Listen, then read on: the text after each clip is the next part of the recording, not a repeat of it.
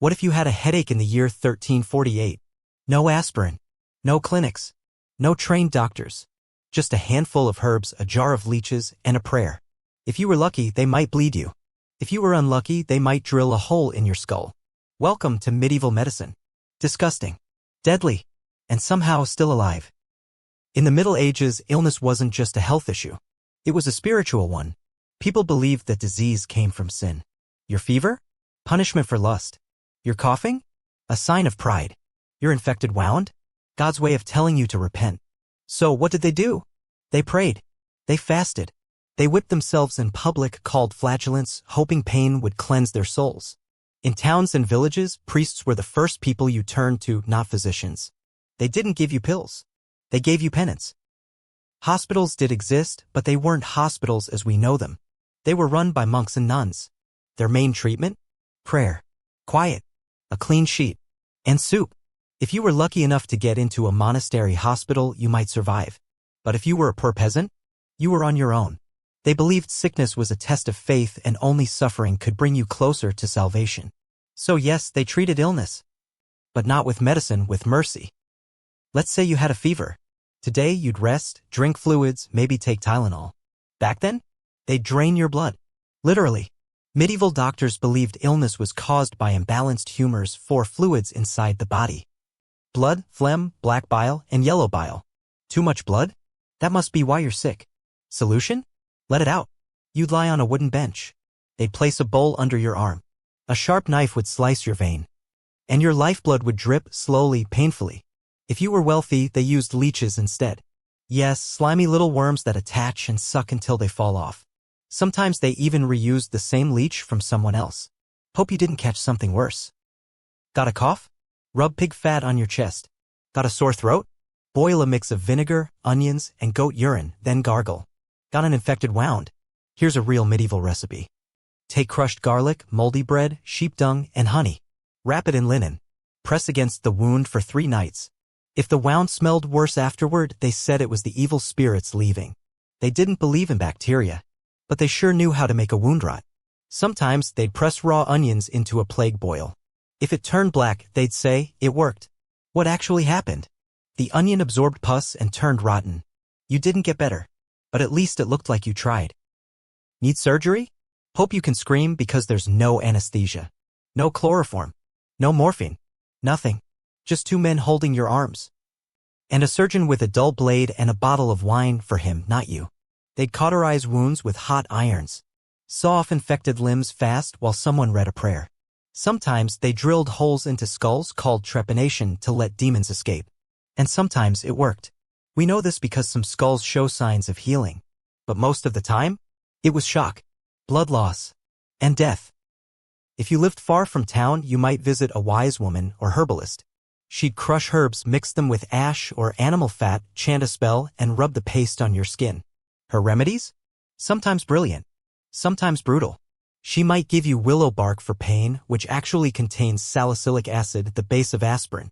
She might also burn herbs like sage or thyme, real antibacterial effects. But to the church? She was a witch. Many women with healing knowledge were accused of sorcery, burned or drowned. Even if she cured you, she might not survive. The year is 1348. A ship docks in Sicily. Rats crawl ashore. Fleas jump from fur to fabric. Within weeks, entire villages begin to cough. Black boils grow under the skin. People bleed from their eyes, their mouths, and die within days. It is the Black Death, the plague, and it would go on to kill over 25 million people in Europe. That's 1 out of every 3. No one knew what caused it, but everyone was terrified. Physicians tried to protect themselves by wearing strange costumes. Long robes, gloves, wide-brimmed hats, and the most iconic of all, the beaked mask. They stuffed the beak with herbs, lavender, rose petals, camphor, mint. Why? Because they believed in miasma, the idea that disease spread through bad air. So they tried to sweeten the air, cover the stench of rotting bodies. People burned incense inside homes. Some burned cow dung, yes, the smoke was believed to kill the disease. And they would fumigate entire towns using fire and thick smoke. Did it work? Not really. But in some cases, smoke did chase away rats and fleas. Unknowingly, they were doing the right thing for the wrong reason. As the plague spread, communities broke down. Villagers boarded up infected homes with people still inside. Doors were marked with red crosses. No one dared to open them. Doctors fled cities. Priests refused to give last rites. Parents abandoned sick children. Children left dying parents. People threw bodies into mass graves. The dead were not buried with names, just piled, burned, forgotten. And still, the coughing didn't stop. In towns, flagellants marched through the streets, whipping themselves bloody, crying for forgiveness. They believed the plague was God's punishment. In cities, people blamed outsiders, beggars, even cats. Some were beaten. Some were burned. Scapegoats in a storm of panic. And yet, some refused to give in. Monks stayed behind to care for the sick. Nuns tended to the dying and died themselves. Simple villagers shared food, herbs, and prayers. In the darkest times, flickers of humanity still survived. Yes, medieval medicine was full of horrors. Bleeding, urine potions, trepanation. But surprisingly, not everything was wrong. For instance, they used honey to treat wounds, and modern science confirms honey is antibacterial. They used willow bark to relieve pain. It contains salicin, the compound found in aspirin.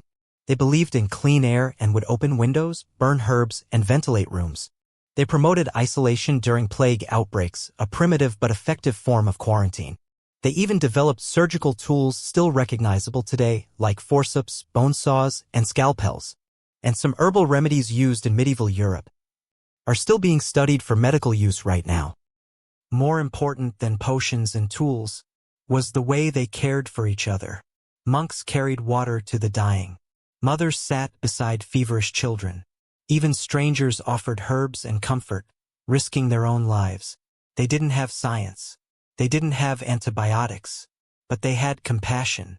And in the absence of cures, that may have been the most powerful medicine they had. Today, we have vaccines, hospitals, and information at our fingertips. We know what causes infections. We wash our hands. We take antibiotics. And yet, we still complain about waiting rooms, about bitter pills, about 30-minute pharmacy delays. But imagine, if all you had was moldy bread, a jar of leeches, and a whispered prayer, you might never take modern medicine for granted again. So now I ask you, would you survive medieval medicine? Could you handle leeches on your skin? Cauterized wounds? Pig fat poultices? Could you trust a stranger with a bone saw and no anesthesia? Or would you collapse at the first sight of the blood bowl?